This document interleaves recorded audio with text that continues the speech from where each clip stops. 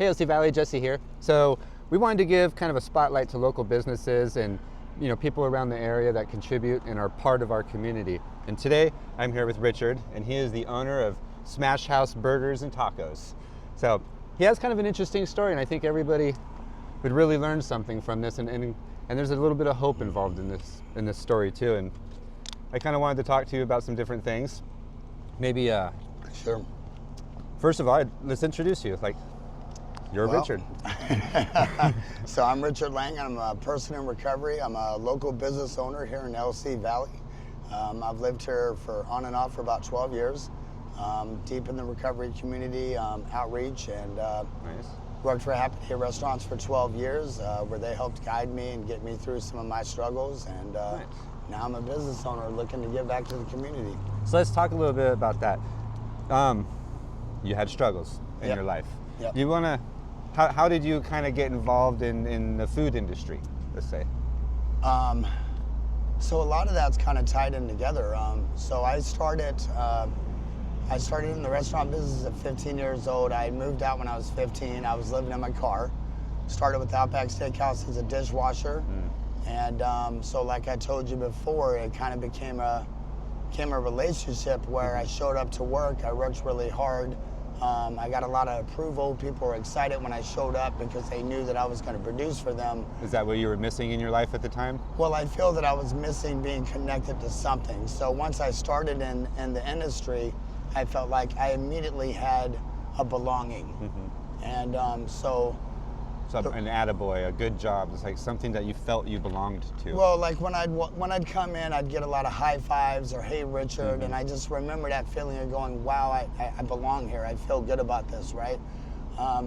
So they elevated me, they paid me, and then I got a free employee meal every day. So living in your car, a free burger every day was a big deal, right? That makes it worth it. Like, I'm going to go to work today and get something to eat. Absolutely, right? So I knew from that moment that that's something that I wanted to keep doing. So I knew that if I learned and I watched and I progressed from a dishwasher to a prep cook to a line cook and so on, the more effort I put in, the more that was given back to me. The more you felt connection with people and improved. Absolutely. I wanted to, I knew that was going to be my career path without a doubt. At that time.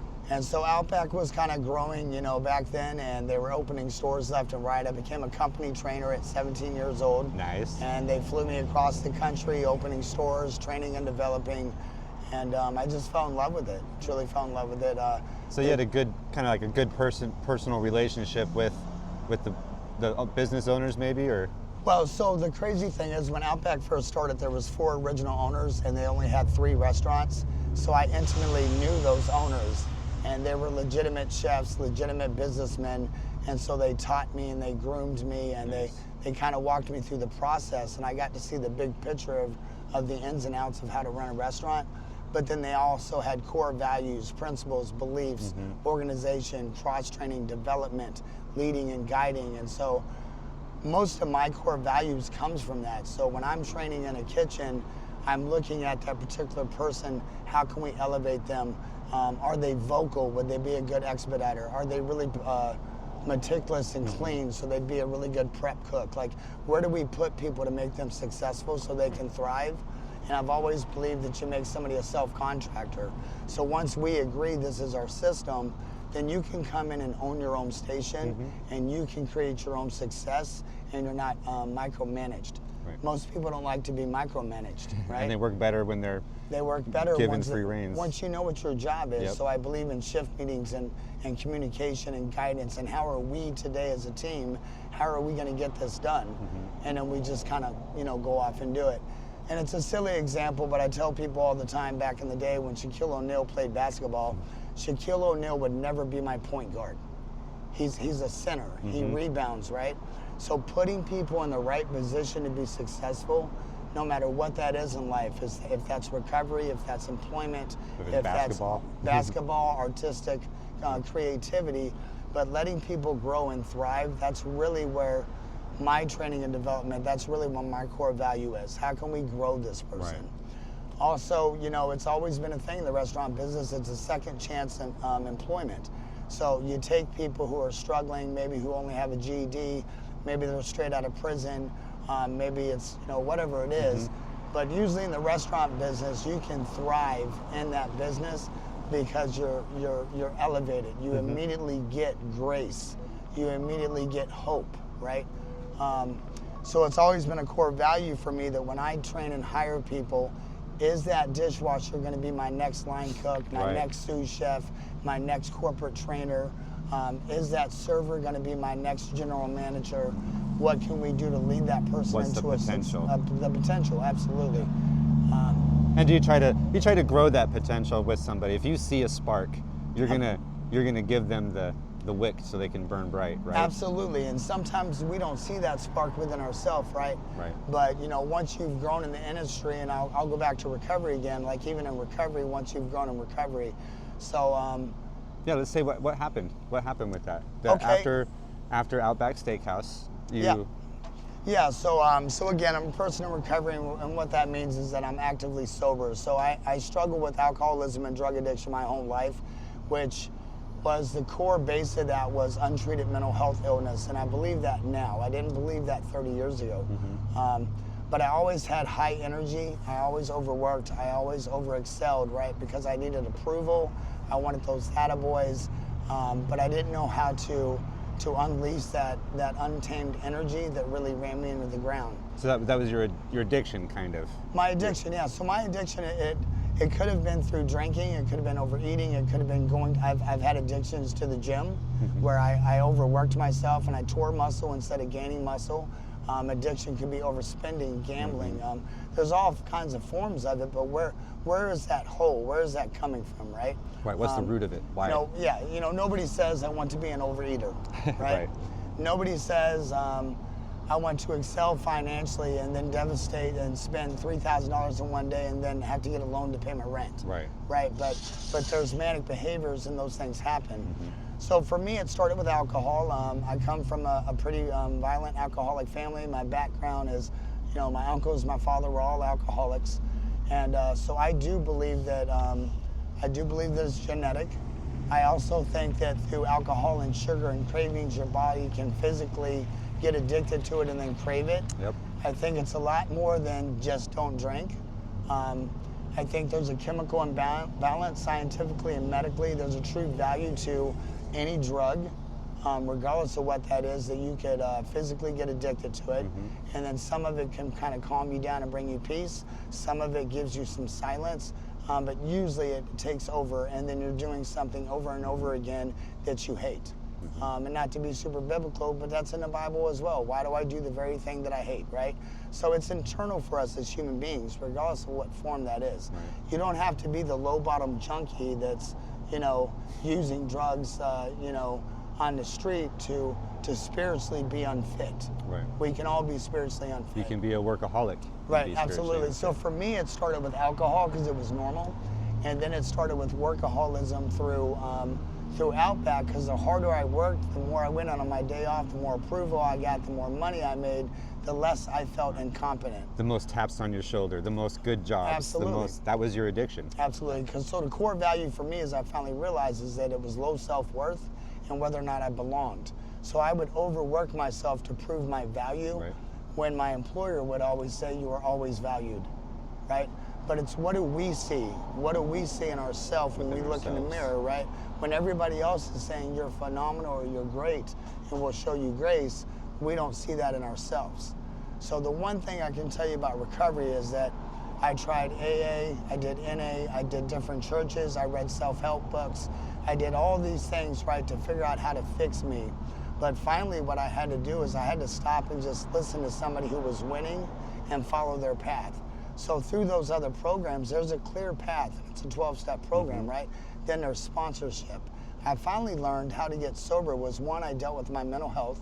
I went to Riverside Recovery, I got a counselor, we focused on my mental health. Then we focused on the other side, which was the addiction, and why do I do the very things that I hate? And then I finally realized it was really about giving back. So through AA and NA, there's a sponsorship, and that sponsor will lead the newcomer because somebody led them. So who better to help a cancer survivor or somebody going through cancer, but a cancer survivor, Right, right. Who best to help a struggling alcoholic, but that alcoholic who's gotten through it, worked a program, and now is giving back to that next person. Exactly. So for a good while in my recovery, once I did those programs, as I started doing outreach on my own. So I was homeless. My alcoholism took me to homelessness. And I remember somebody clearly feeding me one day and giving me a clean pair of socks. And I actually felt like a human being for a moment, right? The feeling of a nice fresh pair of socks after walking for days. Absolutely, Yep. right? So, through my recovery with River City Churches, I started doing outreach and keeping clean socks, hygiene, and protein bars and water in my truck. And I would start leaning into people and then help them through resources on how they could get sober or housing, or just simply sit with somebody and say, hey, you're valued, you're worth it, right? Right. How did that make you feel, doing that? Oh, so for me? Yeah. For me, it took a while for my ego to realize that to stay sober, I had to give back. There you go. So the thing about sobriety and recovery is we don't just fix it. See, I always wanted the solution. Tell me your 12 steps so I can fix me, so I can go away and move on Right. with my life. But sobriety has to be your life, right? There is no move forward. We don't graduate from it. Right. We may evolve. But everything in your life. Has to be based on that. Yeah. So we may go from AA to Wellbriety, which is the Native American version of AA, Okay. or we may go into connection with our church, or we may go into yoga or exercise or mental health counseling or something of that nature. But in order for me to stay sober, I have to give back to the next person, because it reminds me where I used to be and where I no longer want to go, right? That's a good way to look Because at it. I can make a wrong decision in 2 seconds. So I haven't done drugs for 5 years, but tonight I can act out. I can act out in so many ways. So my recovery revolved, and what that was is I graduated from Riverside Recovery, and then our Happy Day restaurants brought me back into the fold, right? So they gave me that feeling of belonging again. Bruce Finch fed me, he clothed me, he employed me, and he told me I had value, right? So now I belong again. Now you're back to 17 years old again, Right. starting at that fresh start almost, kind of a. Absolutely. So through that journey with Happy Day, over 400 employees, 10% are going to be struggling with the same struggles that I went through, right? So then they would guide them to me, and then I would walk with that person. You became like the work coach. I became a work coach. I became a life coach. And then one day, Riverside Recovery called me and they said, we'd like you to be a recovery coach here, and we'd like you to guide people through homelessness and addiction. And so full circle, mind you, before Riverside, I went to 8 treatment centers, and every single time I meant it. I need help, I want to be sober, I want to change my life. But most programs was a 28-day program, and that was just enough time for me to detox, sleep, and then start my insanity all over again. Right. Because I didn't do the entire program, right? I didn't give back. How does Richard fix Richard so Richard can move on? Right. You just stopped basically. Like I believe in a 90-day program. I know everybody's different. It just seems like the 30-day program doesn't give people enough time to. Sorry. It's like when they're done with 30 days, they have just enough time to think about how they want to do it again, or how to do it better, or how to do the. I'm not saying everybody's like that, but it's almost like it's not enough. No, absolutely. You're absolutely correct. And then that's tied into 2 things. So let's say a 28-day program, you detox and rest. Okay, but then when you leave, you're in the same situation. Just like if you're released from prison, you have no ID, no money, no job. Okay, your resume is horrible at this point, and there's nowhere for you to sleep that night. How are you going to do an interview tomorrow if you can't brush your teeth and take a shower, Exactly. right? How are you going to get so a place with to the live? 90-day program, what happens is you detox, you rest, you set a plan of action, right? It's an intimate program of where you're at, right? Then you get that time under your belt, your mental health options. You get clear. Then you have an out plan. So what is the out plan? Do we just say, you're fine, good luck? See you later. Right, just like with a cancer patient, once they go through chemo, there is an Outpatient, existing 5-year plan on what they do next. So at a 90-day program, now what we're going to do 2 weeks before you graduate, we're going to find sober living housing. We're going to create a resume.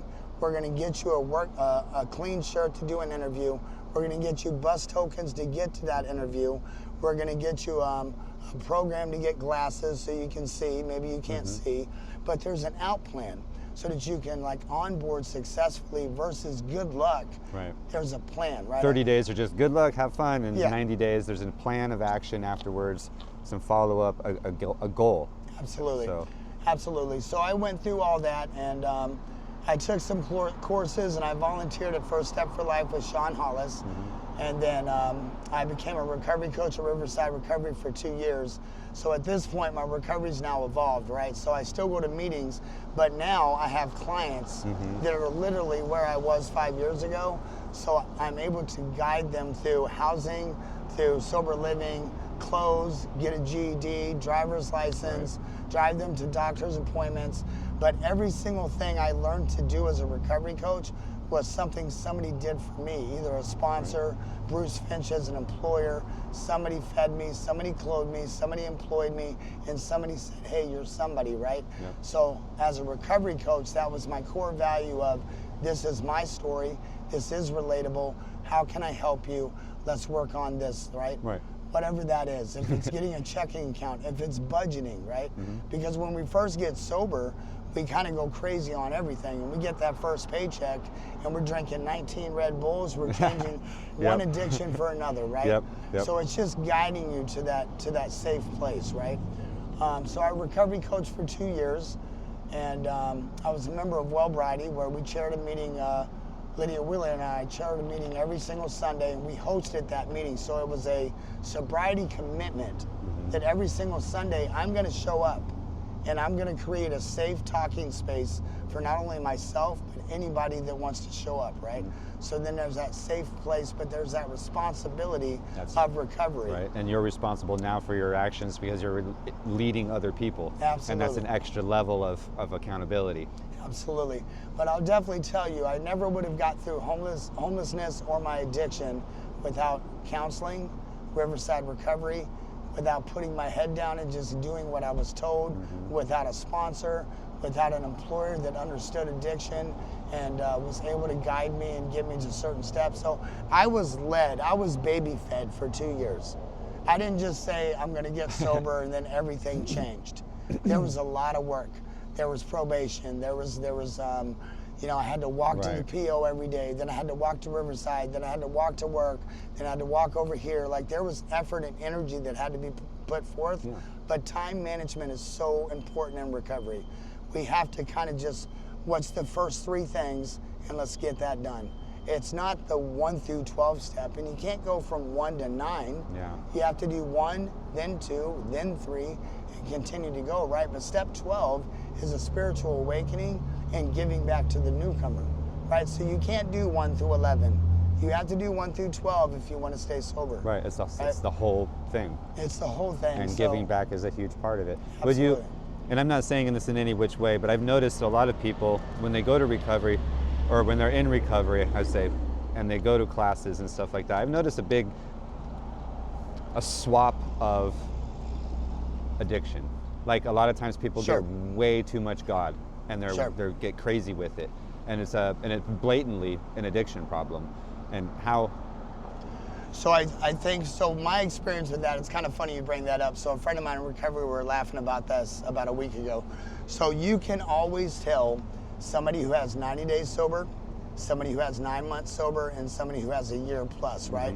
And what that means is, typically in the beginning, we'll show up to a meeting and we're gonna talk more and not listen, because we already know the answer to everything, right? So we over talk, we don't listen, we don't necessarily follow the path, get a phone list, call people daily, even if it's just to say, hey, this is Richard, I wanted to say hi. That phone list creates a community. It also gives you the ability that when times get rough, you're used to picking that phone up. You don't have to be in crisis to pick the phone up. Be involved, right? There's action. Right. But typically after 90 days, people are drinking 12 Red Bulls and they're getting tattoos, right? After 9 months of sober, people are going to 20 meetings a week and they're like super meetings, go. Yep. Once they hit 12 months sober, now they're a gym freak. everybody's wearing sweatpants and their gym uniform and their jogging shoes. You can see the cycle change. You can see or the cycle, progression. Right, you Yep. know, you definitely can. And there is a medical value to recovery. So we call it the wall phase. And anywhere between 4 and 6 months of sobriety, we actually start detoxing again. Your body physically starts craving whatever it was you were using again, which kind of overwhelms you with a depressive state. You get more irritable, you get tired, you start taking naps in the middle of the day. It's called the wall phase. You hit that wall.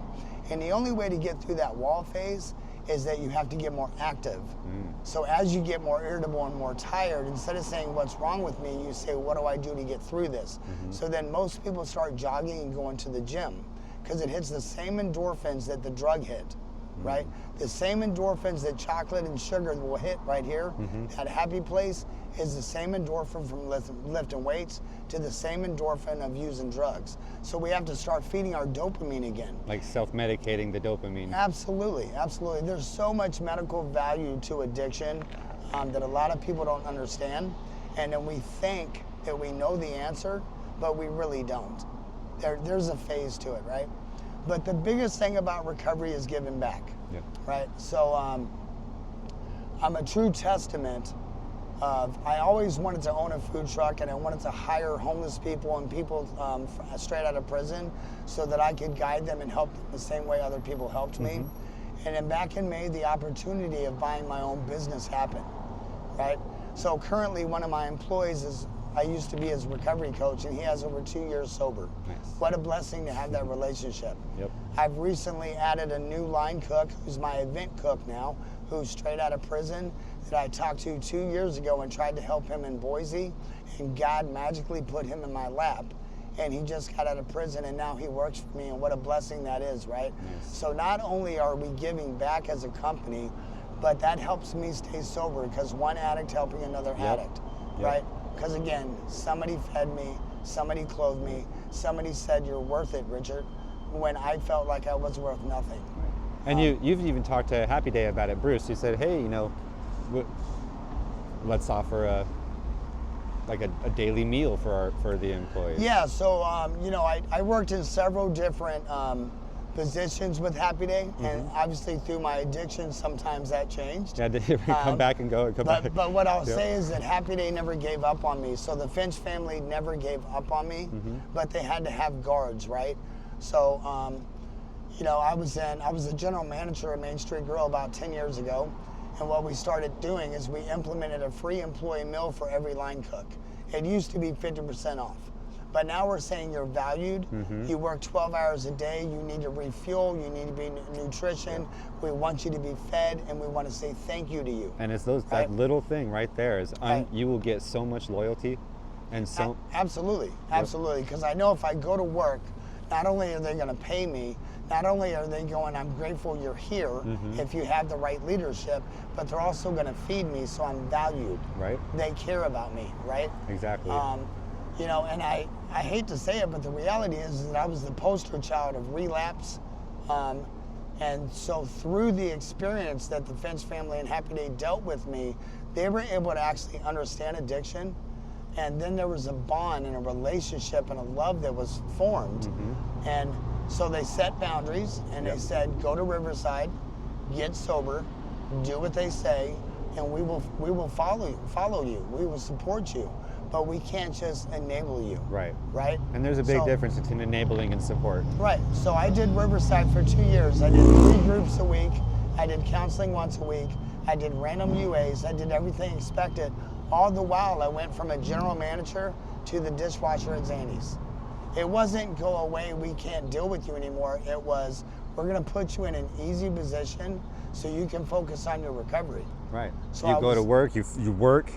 Right? Yep, I went to work, I washed dishes, I got off, I went to my groups, I got fed, I learned about my addiction, I learned about my mental health, I went home, right?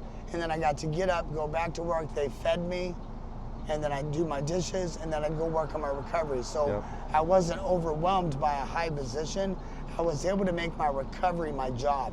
So my sobriety became my job. And then as I grew and as I got more sober, then I went from dishwasher to the kitchen manager at Main Street.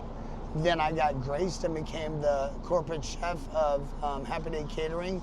So they kept elevating me Right. as I elevated myself, right? Rewarding. They rewarded me and became a win-win situation where they invested in me and I invested in them. And my ego could have said, well, I'm not gonna wash dishes, right? I'm a chef, right? My ego could have done that. But one thing about recovery is we're told to leave our ego at the door. So I dropped that ego. My counselor used to say my ego wouldn't fit in her office. And then once I became homeless and I finally got broken and Humble. I finally had some humility placed in my life, I was able to walk into a room and say I need help instead of walking into a room and going, life's kind of messed up, but this is how I'm gonna do it, Right. right? I'm coming to your office with the answer when I absolutely don't know what the answer is. I have no clue what I'm doing with my life, right? And I finally broke and said, please help me. And then between the church, River City, between Riverside Recovery, and between Bruce Finch and Happy Day Restaurants, within a 2-year period, I was given grace to actually learn about my addiction, follow the path and get sober. And then I became the person I always wanted to be, right? Right. You know, so through that, I saw some of your posts and I started following you guys, and it just kind of opened my heart again, because to be completely real, once I opened this business, my recovery went to the wayside because I'm 80 hours a week running a business, right? And the most important part of recovery is giving back. The most important part of my entire life is my recovery, right? Right. But now my entire life is running this truck. I'm still not drinking, but am I spiritually fed? So then I saw you and I reached out, and what I would like to do is I'd like to grow with you in this journey in our community of the LC Valley. How can I give back as now a business owner? How can I be a Bruce Finch of the world and help that next person up and give them a ride to their doctor's appointment, maybe take them to their first meeting, maybe help them get on some medications or what the guidance is, or just simply maybe buy you a pair of shoes and buy you a lunch today and say, hey, you're worth it, you're valued. Right. But a closed mouth doesn't get fed, right? Right. So until we say I'm hungry, nobody's gonna feed you. Until you ask for help. Until you say, I don't have a toothbrush, how do you get a toothbrush, right? So I'm really honored and I'm grateful to see where we can work back in this community. If we can do some kind of a victory celebration once a week. I like what you were talking about you with know, the victory celebration. I think it's important that in recovery, regardless if it's a single mother that's struggling, if it's a veteran that's struggling, if it's an older person that needs Meals on Wheels, or if it's an addict in recovery, regardless of what form that is, if we can celebrate victories on somebody who has got their GED, maybe they met you and they said, I need a room for tonight, and you got a motel room, and then maybe next week they finally got the courage to go to the college and sign up for GED classes. That's a victory, right? But people need that, boys. They need, hey, I see you. They need to be seen and heard. So when they get that GED, we as a business can go a celebration lunch for you. Or you and I can do an outreach where maybe on a Saturday we feed the homeless. We're on Main Street, right? So I've been in this valley for a long time, and I've used drugs in this valley. I've been homeless in this valley, and I've been an active member of this valley, but I know a lot of people. So throughout the week, I get 5 to 7 people. Last night, 2 of them walked up that I know sleep down here by the river. They came up, they were hungry and thirsty. They said, Richard, if I panhandle and bring you money tomorrow, will you feed me? And I said, how about I just feed you, right? So again, it's about giving back. Does that necessarily mean for the next 12 months I'm gonna feed that person every single day for the next 12 months? No, but if that person tomorrow comes to me and says, Richard, how do I get sober? Now I've opened that door and that connection, and I go, well, this is what I did, brother. Right. And here's another burger. Good job for asking for help. You never would have had that opportunity to help them had they not ever come up and asked. If I look at that person as if I'm better than them now, or I've never been in their shoes, and I say, I'm a business, I don't give away free food, I've closed a door of a spiritual opportunity to tell somebody my story and help them with that next step up. Yep, to give them hope. I'll give you a ride to your interview, but I'm not going to do the interview for you. Does that make sense? Yep. But at some point, again, that clean pair of socks maybe tells me today is the day I should go to day labor and try to get a job. Right. Because I don't feel so dirty.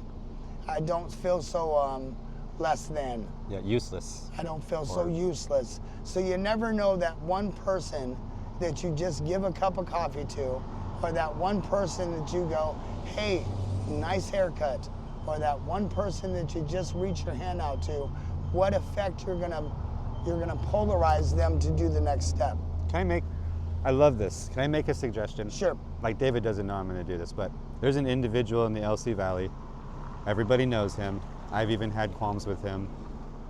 But he did a couple things. He left an abusive relationship.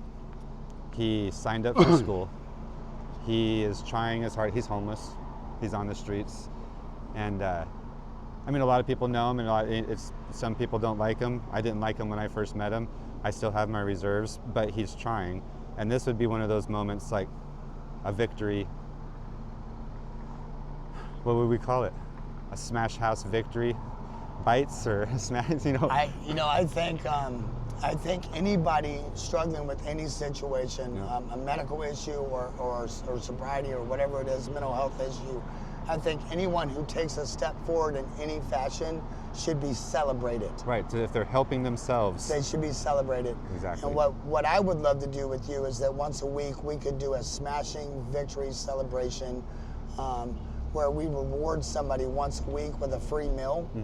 And then whatever door opens after that, if it's a ride to the doctor, if it's a ride to a meeting, if it's buying them a pair of shoes, my company's not above clothing somebody. My company's not above on helping somebody open up a checking account. And we're certainly not above employing people, Right. to get that next step forward. It's just that we always need to not only leave the door open, but we have to have guidance. The biggest thing I did as a recovery coach is when I first met you, I didn't read your file.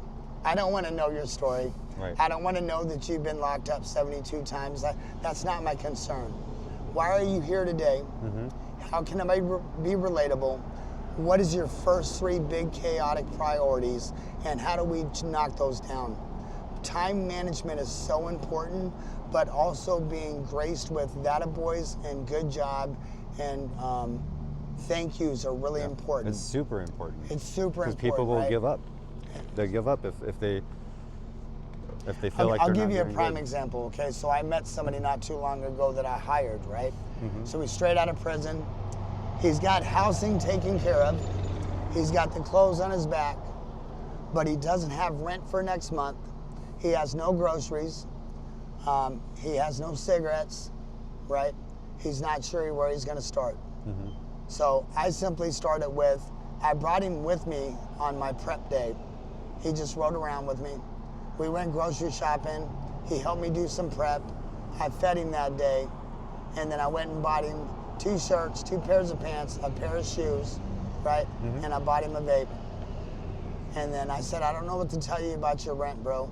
If you can't figure your rent out, I can maybe give you a loan, but I'm a really small business. And so what he did is he went and figured it out. And he called resources, and he went to churches, and he went to St. Vincent de Paul, and he calls me a week later and he goes, hey, I got my rent paid. And I said, well, how about you come work for me? And the reason I did that is because he showed effort. He showed He showed effort. He figured it out. Yep. There was 6 things to fix, and I couldn't fix all 6. Right. But I was able to start, and then he showed the effort. And then when he showed that he could do it and help himself, then that was what you needed to see as proof to see that this is a good individual. He could be a good worker. He has the gumption to do things for himself. It was a working interview. It was a working interview. So we never know when we're meeting somebody and what we're doing for somebody, or opening the door for somebody, or maybe carrying some groceries for an older person. We never know when we reach out what we're doing for somebody. But his actions was a working interview for me, and he proved to me that he was really ready to start. Yeah. Right? And that's what he did. A lot of people, when we get out or we're struggling, we go back to old habits because they're quick fixes and they're Band-Aids. What I can tell you about recovery is Band-Aids never work. They never work. It's instant gratification, and it fixes It's it in the moment. It fixes it for 3 seconds. Yep. right? So when we show the energy, we show the effort, and we verbally say, I need help, please guide me, and you take that first step, then that's a victory, that's a win-win, and that builds a relationship. And I'll tell you, in the end of this is, the one thing about recovery is that it's relationships. I have more people in my life today than I've ever had. I have more family in my life today than I've ever had, and they're all people in recovery. And when I see somebody who says, I got 3 days sober, it's good job, high five, love you, right? When I see somebody celebrate 10 years sober, it's like, high five, good job, love you, right? Because it's still just as hard as 3 days. We've all been there. Yep. I can tell you, when I first started going to meetings, I consciously remember, and it still gives me goosebumps, but I saw somebody pick up a 6-month coin, right, to celebrate. 6 months. And I remember saying to myself, wow, that's amazing. How do they do that? I could not fathom 6 months. Okay? I'm 5 years, almost 5 years sober now. Right. The point is it's one day at a time, but I couldn't fathom 6 months. That's how emotionally, spiritually broken I was, right? It wasn't, how do I get to 10 years? It was just like, how do I just not get high tomorrow?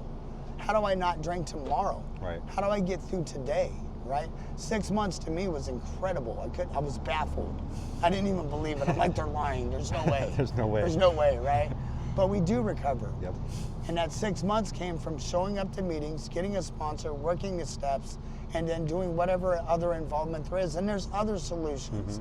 It's not just 12-step programs, right? But that's my experience. That was That was what mine. helped you. Yep. And the biggest thing is, at the end, we give back. We stay connected. Yep. So there you go, LC Valley. A shining example of resilience, integrity, and hope. You can do it too. Seriously. The more you give back to the community, the more you heal yourself. So I thank you very much for watching this. Thank you for Community and talking. connection. Exactly, community and connection. Absolutely. I appreciate this very much. Appreciate you. So- What you guys are doing is amazing. Look forward to working with you. Heck yeah. All right. Peace.